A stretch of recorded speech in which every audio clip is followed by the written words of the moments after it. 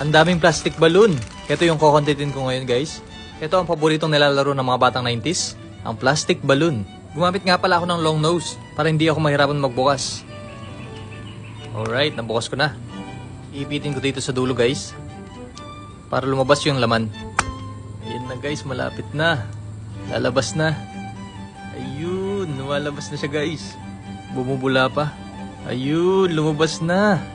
Ang ganda ng kulay guys. Para siyang slime. At syempre, heto na yung nabukas ko. Ang dami. Hey! Ang sarap kontentin to guys. Gagawin ko nga palang slime guys. Ayan. Pulang-pula. Napakasarap hawakan. Talagang mawawala yung stress mo. Kailangan bago natin ipalobo, kailangan natin siyang stretch na mabuti. Para mas matibay yung kanyang lobo. Kung ipapalobo ko to, gano'n kayang kalaki to? Grabe, ang laki yata nito.